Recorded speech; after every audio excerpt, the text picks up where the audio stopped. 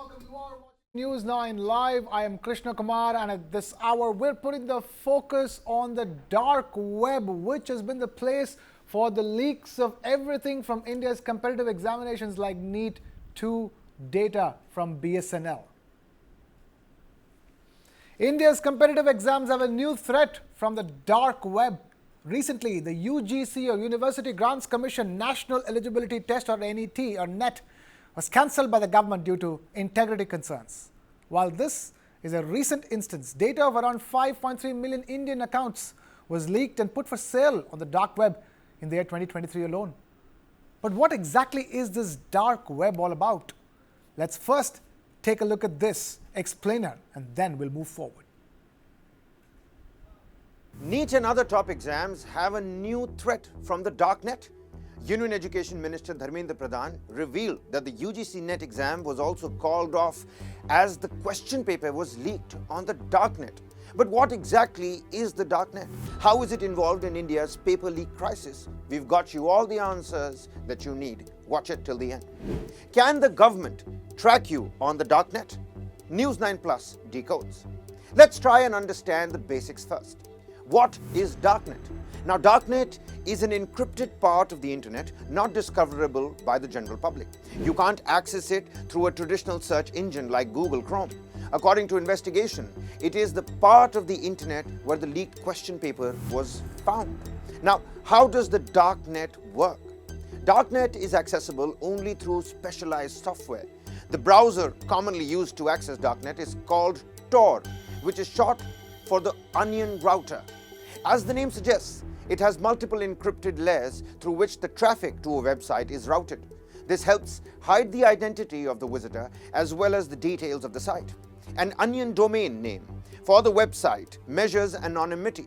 It is almost impossible to trace the geographical location from where these sites are being operated. Now, can someone be tracked on the darknet? Well, it's certainly not easy. Experts believe that the dark web is huge. Only 5 to 10% of the internet is easily accessible. The rest of it is dark web. While finding someone on the darknet is difficult, law enforcement agencies are now monitoring it proactively. They are doing it by thinking like criminals who visit the darknet for illegal activities and interacting with suspected criminals. Well, the road ahead is not easy. The biggest challenge for law enforcement agencies on the darknet is anonymity. Global collaboration is also required to track someone. Now, is using the darknet illegal? Accessing the darknet is not prohibited by law. Not everything that happens on the darknet may necessarily be criminal, but those involved in illegal activities certainly love the anonymity to avoid detection by regulatory bodies.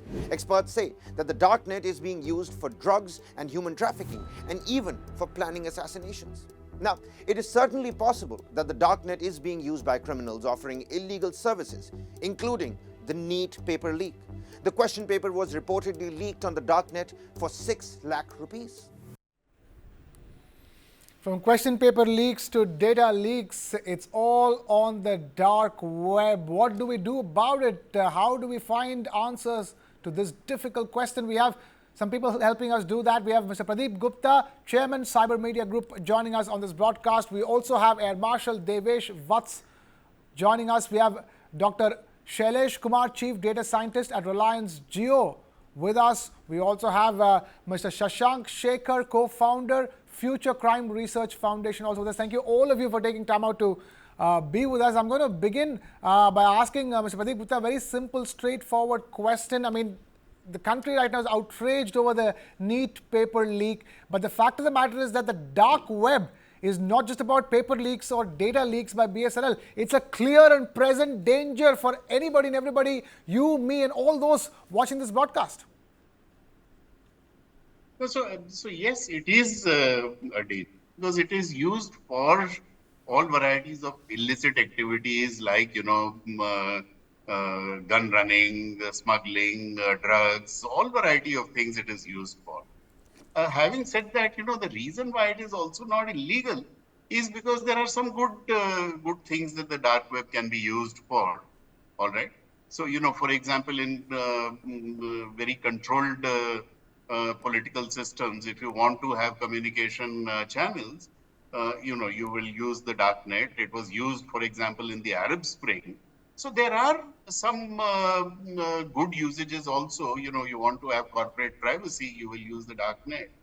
But by and large, I mean, that is maybe perhaps the 15% good part, but the 85% of it is actually a lot of illicit and illegal activities that Right. go on the web. Right. Stay with us. Let me just take this over. Dr. Shailesh Kumar, Chief Data Scientist at Reliance Jio. Dr. Shailesh Kumar, we're talking about this at a time when, we're with 5G having already arrived amongst all of us. But, as, the consumption of data grows, as telecommunications takes the next big leap, dark web is a dark reality that we all have to contend with. Yes, you're right. And see, by the time the data reaches the dark web, it's already too late in some sense, right? So I think we need to tap this at the source itself. So now at Jio and many other telecom providers, we are working on the next generation security system. So there is very little chance of data leaking out of the system itself, right? And you heard of end-to-end encryption, what WhatsApp uses, but the next generation encryption systems using quantum technology and all that are now going to be deployed in the next generation, telecom systems, internet systems, and all that. So the leakage of data itself becomes harder and harder for criminals and hackers to do. And one of the bigger problems that we are, the world is facing in general is that what we call a data exfiltration problem, right? So they get into your systems, they stay there for a long time, they pretend like normal users, they start taking small amount of data at a time. And, after 2 years, companies find out, right, that a lot of their data has been leaked through a CNN report, because the guy who has stolen the data is now calling the news agencies and it's calling the CEOs of the company that I have your data, I'll put it on darknet if you want to, this is the new form of ransom that has come up, right? And I think we need to solve the problem at the source. We need to increase the quality of our cybersecurity systems so that the data never leaks from those systems and reaches the dark web in the first place. Right. The problem is clearly not restricted only to BSNL, isn't it, Dr. Shailesh Kumar? The threat of the dark web is only growing with hackers being able to do it consistently again and again and again. Yeah, so I think, see, how do we solve a crime? We do it at two levels, right? One is we make it very, the punishment has to grow, right? You cannot have a simple punishment for these people. And it's like stealing from a bank. If the punishment is low, the reward is high, people do their trade-offs. So I think technology has its own role to play and make it very, very difficult for people, technologies like AI, blockchain, quantum encryption, and all of that. And this is never going to stop, right? Thefts in banks has been forever. Now data is the new oil, if you will, and thefts in data is going to continue. So I think we just have to keep making sure we are one step ahead of these hackers. And this is going to be like a continuous evolution of, we will evolve, hackers will evolve, we will evolve further, and all of that will happen. So there's a lot of work going on in deploying the latest and greatest technologies to make sure these things don't happen.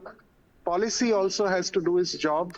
We need to make the hacking and all these paper leak so expensive for the offenders that they don't even think about it, right? So the asymmetric punishment has to be there, and that's what the policy changes that we saw after the paper leak happened.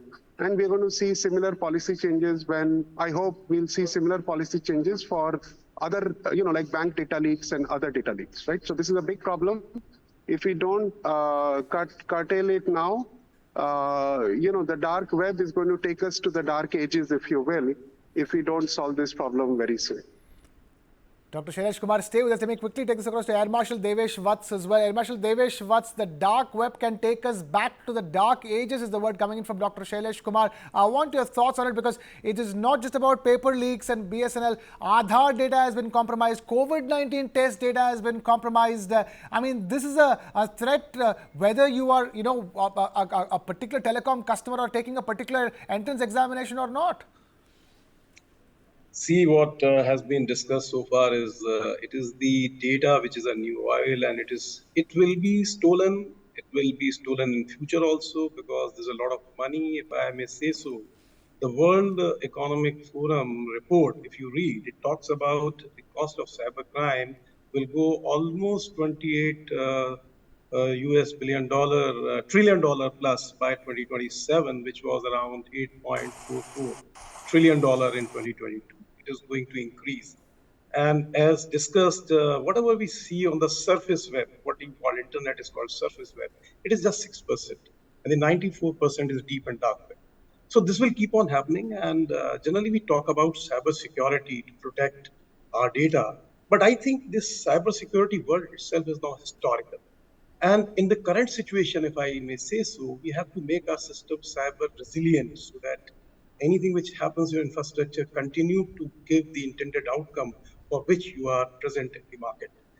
Having said that, this is also is going to be past, which we are talking about cyber resilience. The time has come that you have to create a system which is a cyber immune system.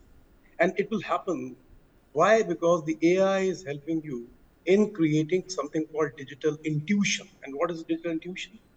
Your AI will predict what kind of attack will come, how they are getting modified, how these polymorphic malware, which is coming, which is difficult to, check from the normal kind of system, the AI will help you in identifying that.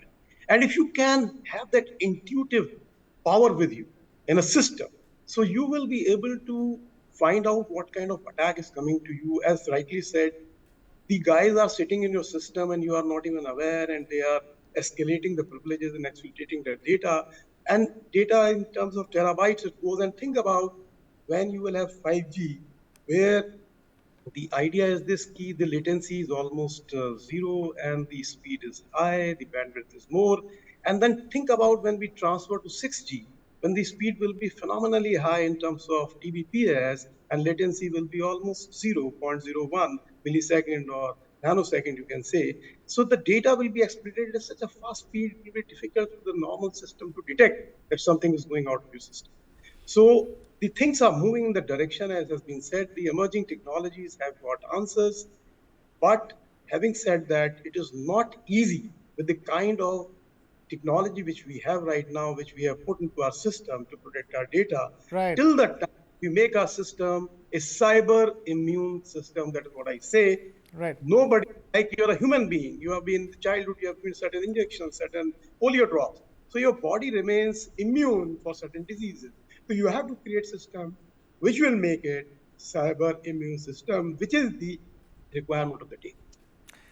Shashank Shekhar, co-founder of Future Crime Research Foundation. Let me bring this to you now. I mean, this crime is not in the future anymore. This crime is in the present, and it keeps happening again and again and again. Hackers seem to be far ahead of the game, as compared to the existing security measures in place, be it a telecom company or any website. Are we looking at a situation where the gap between those who perpetrate this crime, are they too far ahead as compared to efforts to clamp them down? See, there have been global crackdowns also, but obviously these cyber criminals are much ahead because they are using technology much better than the law enforcement, and also they can be sitting anywhere in the geography. A united force is required. We have seen that Europol working with FBI and other different law enforcement agencies working together in this crackdown. We saw that in the case of Lockbit ransomware group, where the crackdown was launched and the criminals were arrested. But I see there's definitely a gap because these cyber criminals are more organized than the law enforcement. And if you see, as you talk about, paper leak and also about the telecom leak, but I must tell your audience that as we speak, London is reeling under a big attack because hospital services are crippled for last 15 days. In fact, a cancer patient cannot get a treatment in London because there's a ransomware attack there. And similarly, there are different counties in US which are facing water crisis, electric crisis, because there's a constant attack. And why all this is happening? Because there is a data which is available on the dark web, and if you don't pay ransom to them, they will, leak all this important data on the dark web. So it's a global fight, I think, and a global corporate, collaboration is required. Okay. Global fight. Let me bring this back to Mr. Pradeep Gupta. It might be a global fight, but India is right now ranking 5th in the world in terms of data leaks. That's what the data says. Is there something specifically wrong with India per se? Thankfully, we're not number one. The number one still continues to be the United States of America, and we have 4 other countries ahead of us. But the fact that we're in the top 5 in terms of data leaks is a matter of grave concern, isn't it, Mr. Pradeep Gupta? Yeah, but it's also because, we are using a lot of digitalization. So, there are processes which are now digital, and therefore we are also a very advanced digital state. And if we are, then obviously we will be affected by these things. And, I would stress the point which was made by one of the panelists earlier, that you have to tackle a lot of these problems at the source. Okay, so yes, it got the paper leak got propagated on the dark web, but we have to see who actually took out the paper, who actually put it together, distributed it amongst different kind of places, because this was the medium which was used, but behind that there is a whole lot of other things that have gone there, and so therefore you have to catch the perpetrators of the crime. And therefore we need to be careful, at an individual level, that we need to ensure that our data is protected. We need to be careful, with the devices that we use, our mobile phones and our laptops, etc., and ensure that those are properly safeguarded. We then need to take it to the server level and ensure that the servers, etc., that are getting used are adequately protected. So, there are 2 things that are very, very important to tackle this problem, because, you can't wish it away. It will be there.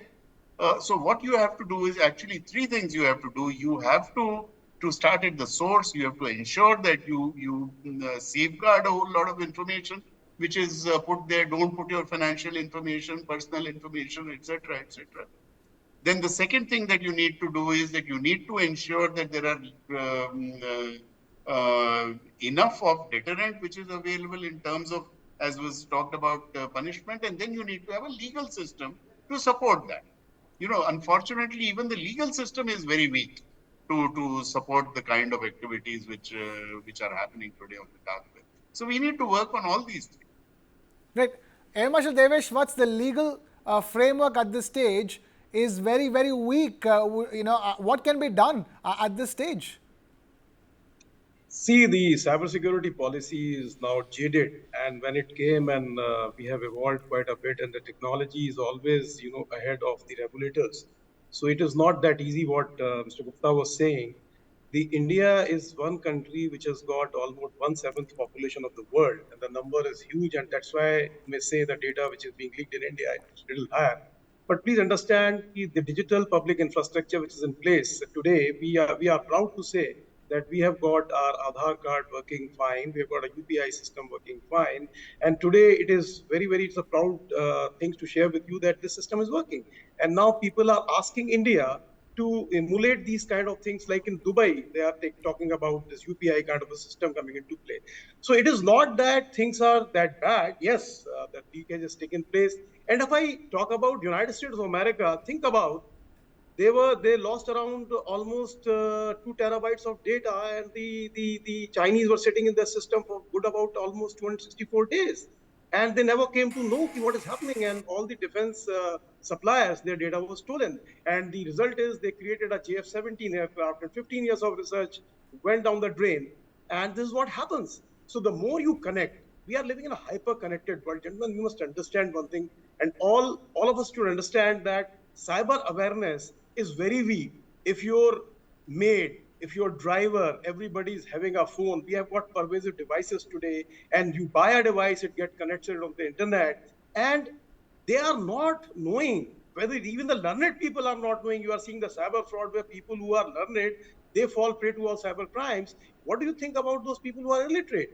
And the penetration is going high. And in the world, if you see today, almost Still, if I say we are 8.1 billion people in the world and 2.2 billion is still to come on the internet. So this problem of getting, data breach will continue.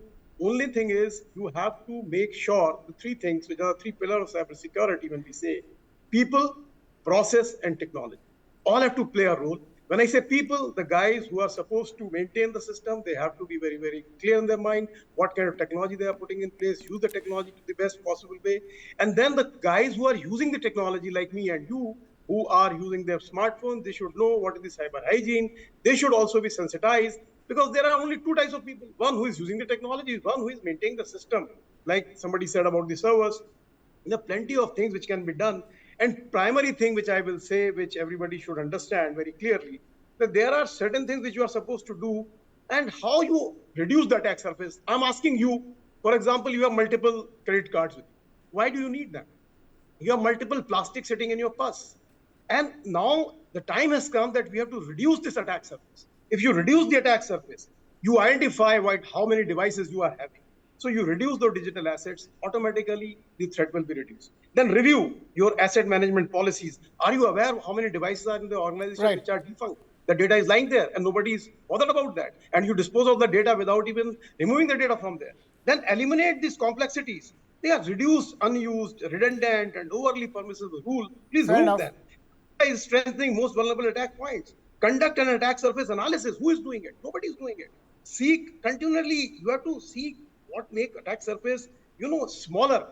This effort has to, because look at you, how many bank accounts you have got, how many credit Fair cards you enough. carry. Point taken. Point taken, Marshal Devesh Vats. Shashank Shekhar, so which basically means right now all we are left with is our own vigilance over what information of ours we are putting online. That's all that we are left with right now. So, as Devesh sir mentioned, obviously it's the onus of individual and organization to maintain their secrecy and privacy. But also, I will give a solution where Indian government is has incredibly introduced DPDP Act, which is Digital Personal Data Protection Act, under which there is very heavy fine, which was not earlier. So, in case a data of a company, of a bank, of a telecom provider has leaked online on the dark web, so a huge fine will be there now. And also it's their duty, it's their responsibility to ensure that all the sensitive data they are collecting of their customers are safe. Otherwise, they will have to face the action. And also, it's their duty to ensure a data protection officer is there and they are complying to everything. And in case of any breach, they immediately go to CERT in and inform in 6 hours that there is a breach, and then they also go to their customer and inform. I think that's a welcome move because that is how all the companies, all the SMEs, MSMEs, hospitals, schools, everybody will ensure that the data they are collecting is safe. So I think that's a great measure that Indian government has taken. But obviously, as an organization, as individual, we should be very careful about where we are giving our personal or sensitive data, because when we take a loan, we loosely give all the document. When we take any credit card or mobile phone connection, we give all Aadhaar, banks, PAN card everywhere. So we have to be very sure that where we are using this and how this data is being used. So we have to be very sure of that. We're very sure of that. I'm going to take a quick class count from Pradeep Gupta, Chairman, Cyber Media Group. Pradeep Gupta, one is strengthening the laws. You have a smile on your face. Can you explain that? Yeah, I was just going to say that, it is indeed if we can reduce our digital devices. But actually, in reality, the digital devices that we use are increasing more and more. Today you are talking about smart homes. Your entire, whether it is your air conditioner, television, different devices are all digitally connected. Okay. And there is nothing that somebody can't do to just bring your house to a standstill. And similarly, the house of the government can be brought to a standstill because of more and more digital devices which are today there. So therefore, yes, we should reduce our dependence, but in reality, we will be increasing our dependence on digital devices. Right. The dark reality is that dark web is a clear and present danger. And the other reality is that our dependence on more and more digital devices will only put us at more risk when it comes to the dark web. I'm afraid we've completely run out of time here with that. I'm going to thank Pradeep Gupta, Chairman, Cyber Media Group, for being with us. Of course, Air Marshal Devesh Vats for joining us on this broadcast, and Shashank Shekhar, co-founder, Future Crime Research Foundation, for being with us. And with that, it's a wrap here from my side. Thank you so much for watching. This is Krishnakumar signing off.